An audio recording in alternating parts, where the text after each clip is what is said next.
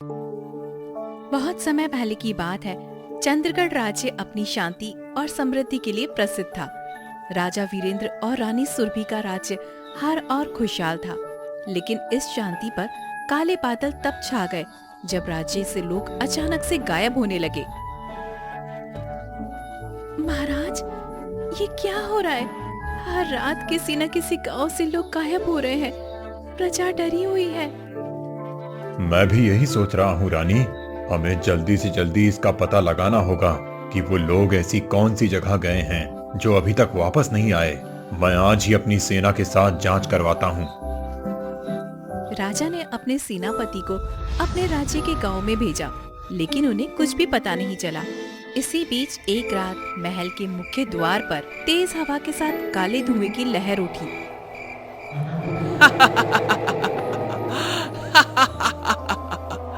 राजा वीरेंद्र, अब मैं छिपकर वार नहीं करूंगी। देखो, मैं तुम्हारे सामने आई हूँ।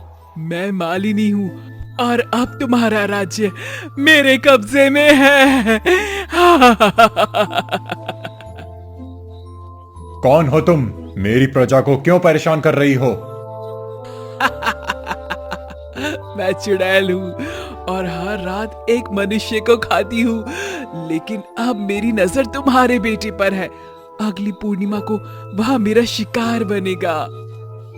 नहीं नहीं नहीं नहीं, मेरे बेटे को कुछ नहीं करना। नहीं नहीं, मेरे बेटे को कुछ भी मत करना। मैं तुम्हारे हाथ जोड़ती हूँ। अगर तुम मुझसे बचाना चाहते हो तो हर पूर्णिमा में तुम्हें मुझे शाही भोज और एक सोने की कलश मनुष्य के खून से भरी हुई देनी होगी। अगर तुमने इनकार किया तो मैं पूरे राज्य को नष्ट कर दूंगी। चुड़ैल की बातों ने महल में सनसनी फैला दी। राजा ने दरबार में मंत्रियों और विद्वानों को बुलाया। महाराज, चुड़ैल को चुनौती देना खतरनाक होगा। हमें उसकी मांग पूरी करनी चाहिए। लेकिन क्या हम हर पूर्णिमा को उसकी भूख मिटाने के लिए एक मनुष्य की जान लेंगे? ये अंत नहीं, एक शुरुआत होगी। मैं अपने बेटे और प्रजा को बचाने के लिए हर संभव प्रयास करूंगा। हमें कोई और रास्ता खोजना होगा। राजा ने राज्य के सबसे बड़े तांत्रिक को बुलाया और चुड़ैल की सारी बात बताई। आप परेशान ना हो महाराज, मैं अभी देखकर बताता हूँ कि इस चुड़ैल की आत्मा को कैसे खत्म किया जा सकता है। महाराज, चुड़ैल की आत्मा एक जादुई दरवाजे में बसी है। अगर हम उस दरवाजे को नष्ट कर देंगे तो उसकी शक्तियाँ खत्म हो जाएंगी। लेकिन ये दरवाजा कहाँ है? वो दरवाजा महल के पास है और इसे खोलना आसान नहीं।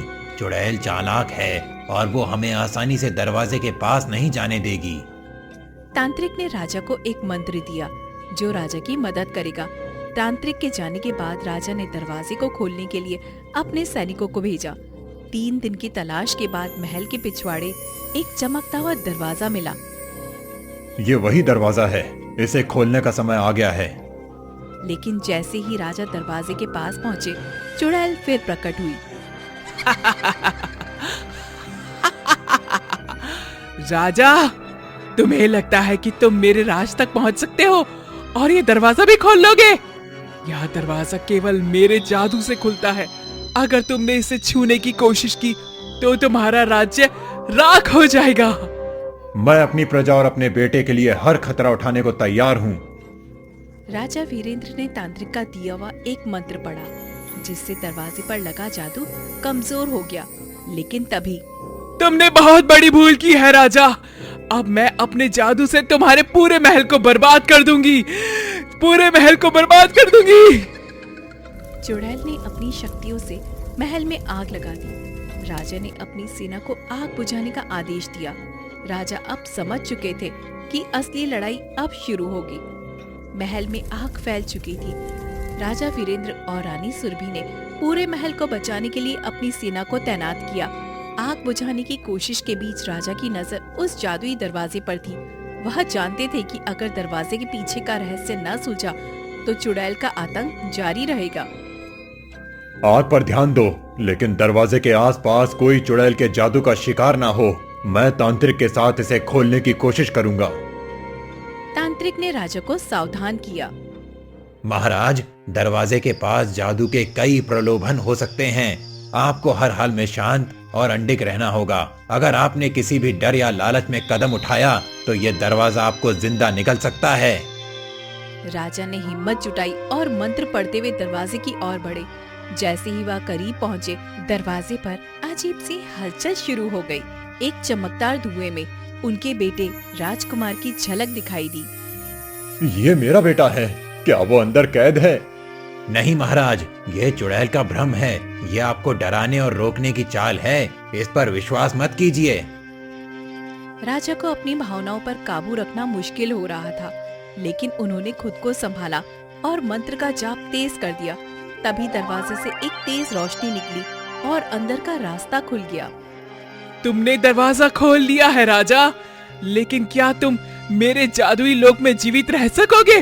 बोलो। राजा ने बिना कुछ कहे तांत्रिक और अपने सबसे बहादुर सैनिकों के साथ दरवाजे के अंदर कदम रखा। अंदर का दृश्य चौंका देने वाला था। हर तरफ आग के गड्ढे, चमगादड़ों की फौज और हवा में मंडराते अजीब से प्राणी थे। महाराज, ये जगह तो मौत का जाल लगती है। हम यहाँ से खाली हाथ नहीं लौटेंगे। याद रखो, चुड़ैल हमें जितना डराएगी, हमें उतनी ही हिम्मत दिखानी होगी। जैसे जैसे राजा और उनकी टोली आगे बढ़ी, अचानक हवा में एक तेज चीख गूंजने लगी। तभी चुड़ैल प्रकट हुई।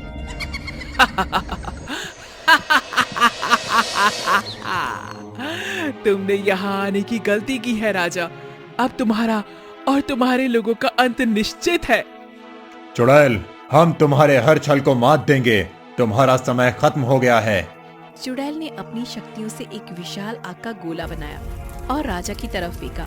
तांत्रिक ने तुरंत मंत्रों का जाप शुरू किया, जिससे आग का गोला रास्ते में ही बिखर गया। महाराज, ये उसकी चालाकी है। हमें उस जगह तक पहुंचना होगा जहां उसकी आत्मा कैद है। राजा और उनकी टोली ने चुड़ैल को चकमा देते हुए जादुई गुफा में प्रवेश किया। वहाँ एक काले पत्थर का बर्तन रखा हुआ था, जिसमें से हल्की हल्की रोशनी निकल रही थी। यही है चुड़ैल की आत्मा का बर्तन। इसे नष्ट करना ही हमारी जीत है।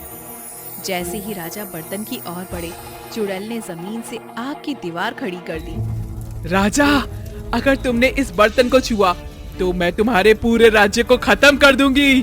तुम्हारे डराने से कुछ नहीं होगा। तुम्हारा अंत अब तय है। तभी गुफा में तेज भूकंप शुरू हो गया। राजा और उनकी टोली को लगा कि वे कहीं फंस न जाएं, लेकिन राजा ने अपनी तलवार उठाई और बर्तन की ओर झपटा। तभी गुफा के अंदर भूकंप तेज हो गया। राजा वीरेंद्र, तांत्रिक और उसकी सेना आग की दीवार से जूझ रहे थे। चुड़ैल मालिनी का एहसास गुफा के हर कोने में गूंज रहा था। उनके चेहरे पर विश्वास था कि कोई उनकी आत्मा को छू नहीं पाएगा। राजा, तुमने बहुत हिम्मत दिखाई राजा, लेकिन तुम नहीं जानते कि इस गुफा में जितनी भी देर तुम रहोगे, तुम्हारी शक्तियाँ उतनी ही जल्दी खत्म हो जाएंगी। मैं अपनी प्रजा और अपने पुत्र की रक्षा के लिए अपनी आखिरी सांस तक लड़ूंगा। राजा ने आग की दीवार पार करने का प्रयास किया, लेकिन जैसे ही उन्होंने कदम बढ़ाया, आग की लपटें और भी ज्यादा तेज हो गई। तांत्रिक ने मंत्र पढ़ना शुरू किया, जिससे आग की दीवार थोड़ी कमजोर हो गई। महाराज, जल्दी कीजिए, ये दीवार ज्यादा देर नहीं रुकेगी। राजा ने अपनी तलवार से आग की दीवार को चीरने की कोशिश की और आखिरकार वह बर्तन तक पहुंच गए। जैसे ही राजा ने बर्तन को छूने की कोशिश की, तभी गुफा में एक तेज गूंज उठी। चुड़ैल ने अपनी पूरी ताकत से हमला किया। तुमने मेरी चेतावनी को नजरअंदाज किया है राजा। अब तुम और तुम्हारा राज्य दोनों खत्म हो जाएंगे। महाराज, बर्तन को नष्ट करने का यही सही समय है, लेकिन ध्यान रहे, जैसे ही बर्तन टूटेगा, चुड़ैल अपनी आखिरी ताकत से हमला करेगी। मैं तैयार हूँ। राजा ने अपनी तलवार उठाई और बर्तन पर वार किया। जैसे ही तलवार बर्तन से टकराई, बर्तन टूट गया और उसमें से एक नीली रोशनी निकली। वह रोशनी सीधी चुड़ैल की ओर गई। नहीं नहीं नहीं, ये नहीं हो सकता, नहीं हो सकता। मेरी शक्तियाँ, मेरी आत्मा, नहीं। चुड़ैल की शक्तियाँ धीरे धीरे खत्म होने लगी। उसका शरीर राख में बदलने लगा, लेकिन मरने से पहले उसने अपनी आखिरी चाल चली। राजा, तुमने मुझे मारा, लेकिन मैं तुम्हारे राज्य को हमेशा के लिए श्राप देती हूँ। तुम्हारा पुत्र कभी भी शांति से नहीं जी सकेगा। चुड़ैल राख में बदल गई और गुफा शांत हो गई। भूकंप रुक गया, आग की लपटें बुझ गईं और चारों तरफ सन्नाटा छा गया। राजा ने चैन की सांस ली, लेकिन चुड़ैल के आखिरी शब्द उनके दिल में चुभ रहे थे। महाराज, चुड़ैल का अंत हो चुका है, लेकिन उसके शाप को टालने के लिए हमें यज्ञ करना होगा। तुरंत यज्ञ की तैयारी की जाए। मैं अपने पुत्र को किसी भी शाप से बचाने के लिए सब कुछ करूंगा। राजा अपने पुत्र और सेना के साथ महल लौटे। प्रजा ने उनका स्वागत किया और उनकी बहादुरी की प्रशंसा की, लेकिन राजा के मन में अभी भी चुड़ैल का श्राप घूम रहा था। महाराज, क्या चुड़ैल का दिया हुआ श्राप हमारे बेटे को लग जाएगा? नहीं रानी, मैं अपनी प्रजा और अपने परिवार की रक्षा के लिए हर संभव प्रयास करूंगा। राजा ने राज्य के सभी विद्वानों और तांत्रिकों को बुलाया। उन्होंने एक बड़ा यज्ञ किया, जिसमें पूरे राज्य ने भाग लिया। यज्ञ के दौरान तांत्रिक ने मंत्रों के माध्यम से शाप को टालने की कोशिश की। महाराज, यज्ञ सफल रहा। चुड़ैल का शाप अब कमजोर हो गया है, लेकिन इसका प्रभाव पूरी तरह खत्म होने में समय लगेगा।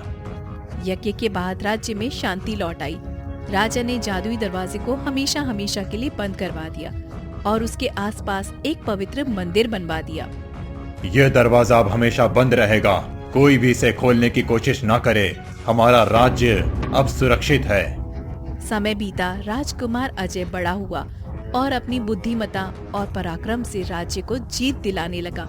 लेकिन चुड़ैल के श्राप का असर एक दिन अचानक से प्रकट हुआ। राजकुमार अजय को सपने में बार बार एक अंधेरी गुफा दिखाई देती थी, जिसमें चुड़ैल उसे पुकारती रहती। वह बेचैन हो गया और राजा से इस बारे में बात की। पिताजी, मुझे सपनों में वो चुड़ैल दिखती है। क्या ये शाप अभी भी हमारे पीछे है? डरने की जरूरत नहीं है पुत्र। मैंने उस शाप को कमजोर कर दिया है, लेकिन हमें पूरी तरह से इसे खत्म करना होगा। राजा ने तांत्रिक को फिर से बुलाया। तांत्रिक ने बताया कि चुड़ैल की आत्मा का कुछ हिस्सा अब भी गुफा में मौजूद है।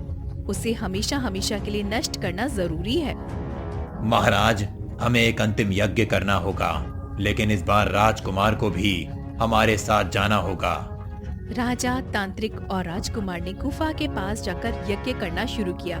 जैसे ही मंत्र पढ़े जाने लगे, गुफा से आग और तेज हवाओं का तूफान बाहर आया। ऐसा लगा जैसे चुड़ैल अपनी बची हुई शक्ति से उन्हें रोकना चाह रही हो। तुम मुझे पूरी तरह से नष्ट नहीं कर सकते हो। यह गुफा मेरी है और हमेशा मेरी रहेगी। राजकुमार ने अपने भीतर का साहस जुटाया और तांत्रिक की सलाह पर गुफा में प्रवेश किया। वहां उसे एक काले पत्थर की मूर्ति मिली, जिसमें चुड़ैल की आत्मा का आखिरी अंश था।